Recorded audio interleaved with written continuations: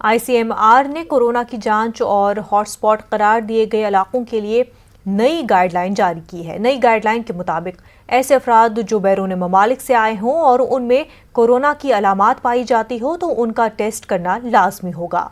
इसी तरह जिनकी कोरोना रिपोर्ट पॉजिटिव आई हो उनके तमाम रिश्तेदारों का टेस्ट 5वें और 14वें रोज करना होगा। तमाम हेल्थ वर्कर्स की जांच जरूरी होगी।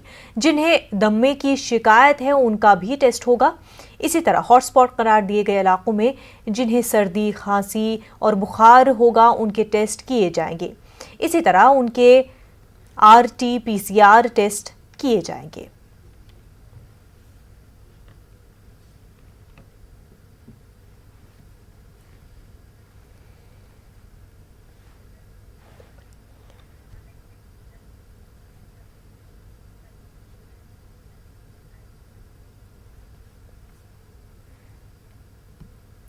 तो इस वक्त हमारे साथ हमारे नुमाइंदे रवि जुड़ चुके हैं। रवि, आईसीएमआर ने कोरोना को लेकर के एक नई गाइडलाइन जारी की गई है, क्या कुछ इस गाइडलाइन के तहत कहा गया है?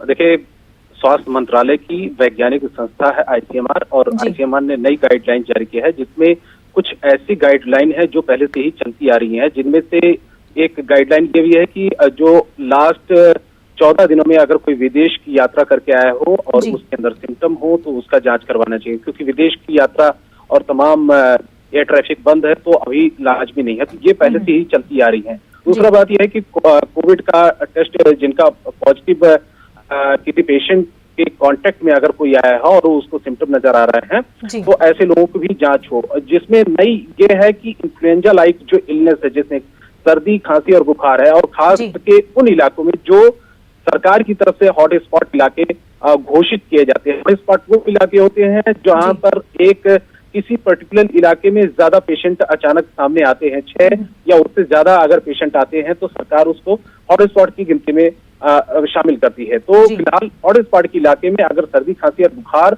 इस तरीके के आपको कोई लक्षण नजर आ रहे हैं तो उसकी जांच करवाएगी सरकार। ये एंटी रैबिड टेस्ट होगा जो जिसके लिए सरकार जल्द ही इन इलाकों में भी शुरू करने जा रही है। और फिलहाल इसके पीछे ये मकसद है कि वो तमाम इलाके जहां पर अभी तक टेस्ट नहीं हो पा रहा है उन इलाकों में भी टेस्ट किया जाए और जिससे कि उनको क्वारंटीन किया जाए, जिससे कि इस संक्रमण का खतरा कम से कम।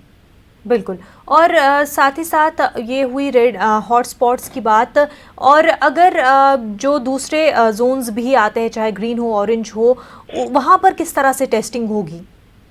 देखिए, जो रेड जोन के डिस्ट्रिक्ट हैं पूरे देश में, ऐसे अभी हाल फिलहाल में ही केंद्र सरकार ने 170 से ज्यादा रेड जोन के जिले घोषित किए थे। सबसे ज्यादा तमिलनाडु के जिले हैं, जिनमें से 123 ऐसे जिले हैं जहां पर काफी ज्यादा मामले सामने आए हैं, जबकि 47 ऐसे जिले हैं जहां पर थोड़े से कम मामले सामने हैं। रेड जोन वाले ऐसे जिले हैं जहां पर एक एक घर में जाकर इलाज वहां पर टेस्ट करवाने की प्रक्रिया शुरू होगी। ऐसी केंद्र सरकार की और राज्यों की प्लानिंग है, क्योंकि रेड जोन में ऐसे इलाके हैं जहां पर कोरोना का सबसे ज्यादा संक्रमण फैलने का खतरा बढ़ सकता है। फिलहाल जो ग्रीन जोन के इलाके हैं, ग्रीन जोन वो इलाके हैं, वो जिले हैं या इलाके हैं जहां पर कोरोना का एक भी पॉजिटिव मरीज नहीं है, उनको ग्रीन जोन में शामिल किया जाता है। लेकिन अगर किसी भी मरीज के अंदर ग्रीन जोन के इलाके में भी रह रहा है और किसी तरीके का अगर उसको सिम्टम नजर आता है, सबसे पहले डॉक्टर की सलाह ले और जरूरत पड़ने पर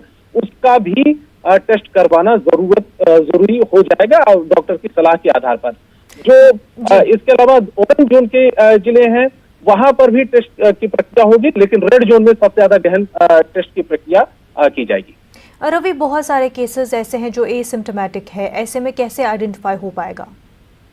आइडेंटिफाई के लिए सरकार की तरफ से, केंद्रीय स्वास्थ्य मंत्रालय की तरफ से गाइडलाइन जारी की गई है, जिसमें तमाम ऐसे सिम्टम्स हैं जो डॉक्टर्स और सरकार की तरफ से बार बार यही कहा जाता है कि अगर ड्राई कफ हो, सर्दी हो, बुखार हो तेज, ये तमाम ऐसे सिम्टम हैं जो एक सामान्य फ्लू में सिम्टम नजर आते हैं, उसी से मिलते जुलते इसके भी फ्लू है। तो सबसे पहले आपको स्थानीय डॉक्टर, जो अच्छा डॉक्टर हो, उससे आप संपर्क कर सकते हैं, उनसे सलाह ले सकते हैं। इसके अलावा अगर डॉक्टर कहते हैं कि आपके अंदर जो फ्लू है, इसके लक्षण जो नजर आ रहे हैं वो सामान्य फ्लू जैसे नहीं दिख रहे हैं, तो आपको हेल्पलाइन नंबर पर फोन करके वहां पर टेस्ट के लिए कह सकते हैं, टेस्ट करवा सकते हैं। उसके बाद आगे की प्रक्रिया सरकार की तरफ से चलेगी। रवि, अब अगर इस टाइम पे लॉकडाउन में डॉक्टर के पास लोगों को जाना हो तो पॉसिबल नहीं है, लोग जो है पब्लिक ट्रांसपोर्टेशन के बिना जो है बाहर निकल नहीं पाते हैं, और क्लिनिक्स पर भी डॉक्टर्स जो है दस्तयाब नहीं है। ऐसे में सरकार ने क्या कुछ इंतजाम किए हैं जिसके ज़रिए जो है वो घर बैठे ही ऑनलाइन या फिर फ़ोन के ज़रिए डॉक्टर्स को कंसल्ट कर सकें? देखिए, अगर किसी भी मरीज को उसको लगता है कि उसके अंदर इस तरीके की सिम्टम है जो सरकार की गाइडलाइन से मिलते जुलते हैं, तो वो हेल्पलाइन नंबर पर फोन करके मदद ले सकता है। हेल्पलाइन नंबर पर फोन करके वहां से आपको सरकार की तरफ से पूरी और स्थानीय प्रशासन की तरफ से पूरी मदद दी जाएगी।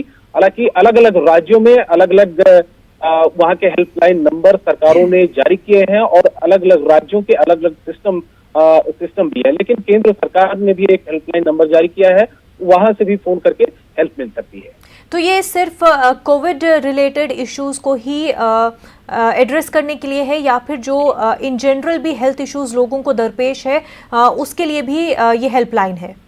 जो ये हेल्पलाइन है वो अभी कोरोना के जो सिम्टोमेटिक मरीज हैं उनके हेल्प के लिए जारी किया गया है, क्योंकि इस समय आपको भी पता है कि पूरी दुनिया में सबसे ज्यादा इसी का असर है। महामारी घोषित हो चुकी है और ऐसे में सबसे ज्यादा खतरा इसी चीज को लेकर है। फिलहाल अगर दूसरे पेशेंट हैं और उनको अगर जरूरत पड़ती है उनको इलाज कराने के लिए, मसलन अगर हार्ट की आपको दिक्कत है और आपको इलाज की जरूरत है, सांस की काफी ज्यादा दिक्कत है या दूसरी डायलिसिस की जरूरत है, ऐसे जो गंभीर तौर पर जो मरीज हैं उनके लिए केंद्र सरकार की तरफ से भी एक बैठक की गई थी। वही एक बैठक हुई है जिसमें स्वास्थ्य मंत्री डॉक्टर हर्षवर्धन ने साफ तौर पर ये हिदायत दी है कि अगर जो गंभीर तौर पर जो कोविड के मरीज नहीं है और वो गंभीर है, उनके इलाज की जरूरत है, तो अस्पताल मना नहीं कर सकते हैं या स्वास्थ्यकर्मी या डॉक्टर मना नहीं कर सकते हैं उनके इलाज के लिए। तो ऐसे भी मरीजों का ख्याल रखना जरूरी है जिस तरीके से कोविड के मरीजों का ख्याल रखना जरूरी होता है। बिल्कुल रवि, बेहद शुक्रिया तमाम तक